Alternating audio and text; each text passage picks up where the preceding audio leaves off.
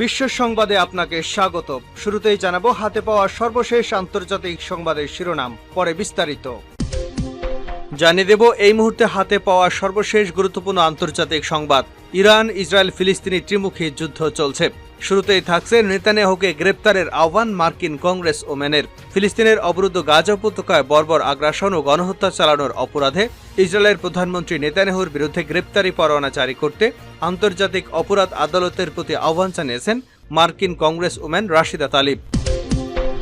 এবারে জানাবো লেবাননের ইসলামী প্রতিরোধ আন্দোলন হিজবুল্লাহর মহাসচিব সাইদ হাসান নাসরুল্লাহ বলেছেন, গাজা যুদ্ধ শুরুর পর থেকে এ পর্যন্ত আঞ্চলিক প্রতিরোধ যোদ্ধাদের হামলায় অন্তত ১৫০০ দখলদার ইসরায়েলি সেনা নিহত হয়েছে। জানাবো গাজায় যাওয়া ফিলিস্তিনিদের জন্য ত্রাণ ফেলে দিচ্ছে ইসরায়েলিরা। এদিকে গাজায় চালানো আগ্রাসনকে কেন্দ্র করে প্রতিবেশী দেশ মিশরের সঙ্গে সম্পর্কের ফাটল তৈরি হয়েছে ইসরায়েলের। এমনকি তেল আবিব থেকে রাষ্ট্রদূত প্রত্যাহার করার মতো সিদ্ধান্ত নেওয়ার কথা ভাবছে কায়রো। জানিয়ে দেব একটি গুরুত্বপূর্ণ সংবাদ, নেতানিয়াহুকে থামাতে যে লোভ দেখাচ্ছে আমেরিকা। এবং সর্বশেষ জানাবো এবার মার্কিন নিষেধাজ্ঞার মুখে পড়তে পারে ভারত। পাকিস্তান ইরান সীমান্তের কাছে অবস্থিত চাহার বন্দর উন্নয়নে ভারত ২০১৬ সাল থেকে ইরানের সঙ্গে একটি চুক্তি স্বাক্ষর করে। গতকাল সোমবার সেই বন্দরে আবারও উন্নয়নের উদ্দেশ্যে চুক্তির মেয়াদ আরও ১০ বছর বাড়িয়ে নবায়ন করা হয়েছে। চুক্তি স্বাক্ষর করবার কয়েক ঘন্টার মধ্যেই মার্কিন যুক্তরাষ্ট্র ইরানের সাথে ব্যবসায়িক চুক্তি করা যে কোনো দেশকে নিষেধাজ্ঞার বিষয়ে সতর্ক দিয়েছে। এতক্ষণ শিরোনাম শুনছিলেন, এবার বিস্তারিত। প্রিয় দর্শক, আপনি যদি এই চ্যানেলে নতুন হয়ে থাকেন, ভিডিওটি দেখতে দেখতে চ্যানেলটি সাবস্ক্রাইব করে আমাদের সঙ্গে থাকুন। আর এই ভিডিও সম্পর্কে আপনি আপনার মূল্যবান মতামতটি কমেন্ট বক্সে জানিয়ে দিন। আর হ্যাঁ প্রিয় দর্শক, জানিয়ে দিন ভিডিওটি কোথা থেকে দেখছেন। নেতানিয়াহুকে গ্রেপ্তারের আহ্বান মার্কিন কংগ্রেস ওমেনের।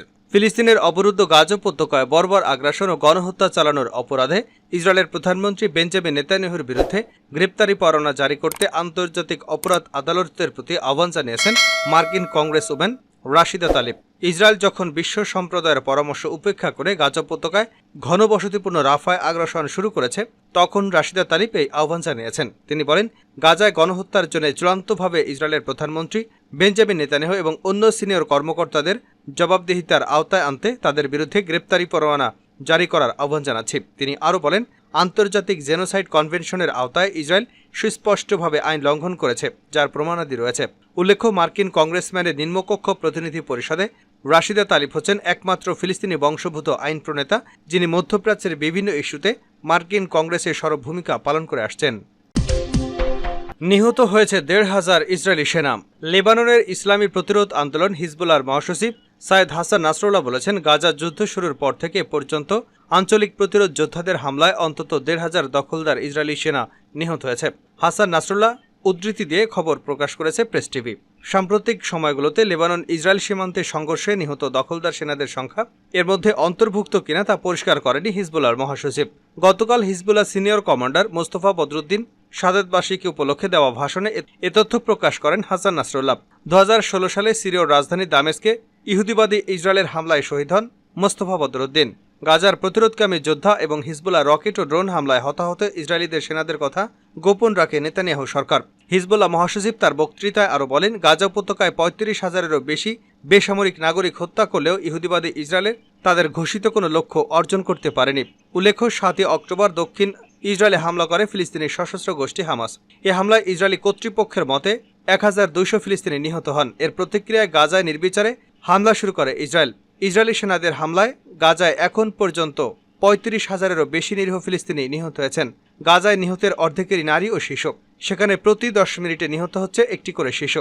আহত হয়েছেন লক্ষাধিক মানুষ। ধ্বংসস্তূপের নিচে চাপা পড়ায় এখনও নিখোঁজ মানুষের সংখ্যা হাজার হাজার। ইসরায়েলি হামলায় গাজায় ১/৩ বেশি ভবন মাটির সাথে মিশে গেছে। উপত্যকার ২৩ লাখ মানুষ প্রায় সবাই উদ্বাস্তু হয়ে পড়েছেন। গাজায় যাওয়া ফিলিস্তিনিদের ত্রাণ ফেলে দিচ্ছে ইসরায়েলিরা। ইসরায়েল ফিলিস্তিনের টানা যুদ্ধের কারণে খেয়ে না খেয়ে বহু গাজাবাসীকে দিন কাটাতে হচ্ছে। নেতানিয়াহু প্রশাসনের কড়াকড়ির কারণে গাজায় ঠিকমতো ত্রাণও পাঠানো যাচ্ছে না। এমন পরিস্থিতির মধ্যে গাজায় যাওয়া ট্রাক ভর্তি ত্রাণ ফেলে দিচ্ছে ইসরায়েলিরা। মঙ্গলবার বিবিসির এক প্রতিবেদনে এ তথ্য জানানো হয়েছে। প্রতিবেদনে বলা হয়েছে, ইসরায়েলি বিক্ষোভকারীরা গতকাল সোমবার গাজার উদ্দেশ্যে নিয়ে যাওয়া ত্রাণবাহী ট্রাক অবরোধ করেছে। তারা পশ্চিম তীরে ট্রাক থেকে ত্রাণের প্যাকেজগুলো রাস্তায় ফেলে দিয়েছে এবং শস্যের প্যাকেট ছিঁড়ে ফেলেছে। ট্রাক থেকে ফেলে দেওয়া এই ত্রাণগুলো মেহেরবনের পশ্চিমাঞ্চলের দিকে জর্ডান থেকে এসেছিল। এগুলো গাজা খাদ্য ও ত্রাণ সংকটে থাকা উপত্যকার হাজার হাজার মানুষের জন্য পাঠানো হচ্ছিল। ইসরায়েলিদের এমন কর্মকাণ্ডের নিন্দা জানিয়েছে হোয়াইট হাউস। তারা এই ত্রাণের ট্রাক লুটের ঘটনাকে ইসরায়েলিদের ক্ষোভের বহিঃপ্রকাশ বলে উল্লেখ করেছেন। বিক্ষোভকারীদের দাবি, তারা গাজায় ইসরায়েলি জিম্মিদের মুক্তির দাবিতে আন্দোলন চালিয়ে যাচ্ছে। সামাজিক যোগাযোগ মাধ্যমে ছড়িয়ে পড়া ভিডিওতে দেখা গেছে বিক্ষোভকারীরা লরি থেকে ত্রাণের বাক্স খুলে ফেলে দিচ্ছে। এছাড়া এগুলো পড়ে যাওয়ার পর তারা আবার ধাক্কা দিয়ে সরিয়ে দিচ্ছে। এছাড়া কিছু ভিডিওতে সন্ধ্যার দিকে গাড়িতে আগুন দিতে দেখা গেছে, যদিও এগুলো স্বাধীনভাবে যাচাই করতে পারেনি বিবিসি। ইসরায়েলি সংবাদ মাধ্যমের তথ্য মতে এই বিক্ষোভের জন্য টিজাব 9 গোষ্ঠী দায়ী। এই গোষ্ঠীটি ডানপন্থী হিসেবে উল্লেখ করা হয়েছে। তারা গাজায় ইসরায়েলি জিম্মি থাকা তাদের ত্রাণ সহায়তা বন্ধের দাবি জানিয়ে আসছে। বার্তা সংস্থা এপিকে এক বিক্ষোভকারী বলেন, তিনি সোমবার চেক পয়েন্টে ছিলেন কারণ তিনি শুনেছেন যে হামাসের জন্য ত্রাণবাহী ট্রাক আসছে। তাদের হাতে ইসরায়েলি সেনা সহ নাগরিকদের হত্যার শিকার হয়ে আসছে। হানাগিয়েত নামের এক বিক্ষোভকারী বলেন, জিম্মায় সুস্থ এবং জীবিত অবস্থায় ইসরায়েলিদের না ফেরা পর্যন্ত গাজায় কোনো ধরনের খাবার প্রবেশ করতে দেওয়া হবে না। মার্কিন জাতীয় নিরাপত্তা উপদেষ্টা জ্যাক সুলিভান বলেছেন, বিক্ষোভকারীদের আচরণ সম্পূর্ণভাবে অগ্রহণযোগ্য। ইসরায়েলের সরকারের সর্বোচ্চ পর্যায়ের সঙ্গে বিষয়টি নিয়ে উদ্বেগ প্রকাশ করেছে হোয়াইট হাউস। ইসরায়েল মিশর সম্পর্কের ফাটল, রাষ্ট্রদূত প্রত্যাহারের হুমকি। গাজায় চালানো আগ্রাসনকে কেন্দ্র করে প্রতিবেশী দেশ মিশরের সঙ্গে সম্পর্কে ফাটল তৈরি হয়েছে ইসরায়েলের। এমনকি তেল আবিব থেকে রাষ্ট্রদূত প্রত্যাহারের মতো সিদ্ধান্ত নেওয়ার কথা ভাবছে কায়রো। মার্কিন সংবাদ মাধ্যম ওয়াল স্ট্রিট জার্নালকে মিশরীয় কর্মকর্তা জানিয়েছেন, গাজায় ইসরায়েলি আগ্রাসন রাফায় দেশটির অভিযানকে কেন্দ্র করে দুদেশের মধ্যে মতভেদের বিষয়টি প্রকট আকার ধারণ করেছে। এ অবস্থায় ইসরায়েলের সঙ্গে কূটনৈতিক সম্পর্ক সীমিত করার কথা ভাবছে মিশর।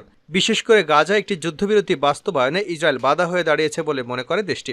মিশরের রাষ্ট্রীয় সংবাদ মাধ্যম আল কায়রা নিউজ শনিবার এক প্রতিবেদনে জানিয়েছে, রাফাতে ইসরায়েলের অগ্রহণযোগ্য উত্তেজনা বৃদ্ধির কারণে ত্রাণ নিয়ে মিশর তাদের সঙ্গে কাজ করবে না।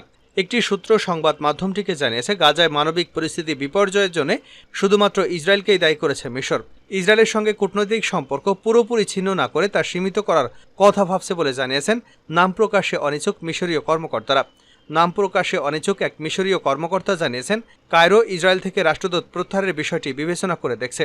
তিনি আরও বলেন, তবে যতক্ষণ পর্যন্ত ইসরায়েলি বাহিনী রাফা ক্রসিংয়ে মিশর ও গাজার মধ্যকার সংযোগ পথ অবস্থান করবে, ততক্ষণ পর্যন্ত মিশর একটি ট্রাকও রাফায় পাঠাবে না।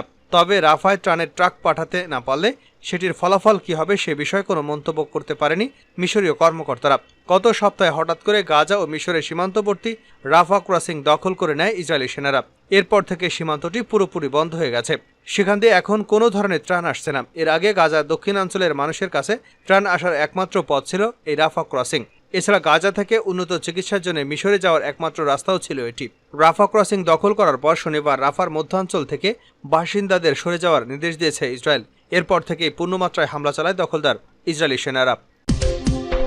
সর্বশেষ জানাবো, মার্কিন নিষেধাজ্ঞার মুখে পড়তে পারে ভারত। পাকিস্তান ইরান সীমান্তের কাছে অবস্থিত চাবাহার বন্দর উন্নয়নে ভারত 2016 সালে ইরানের সঙ্গে একটি চুক্তি করে।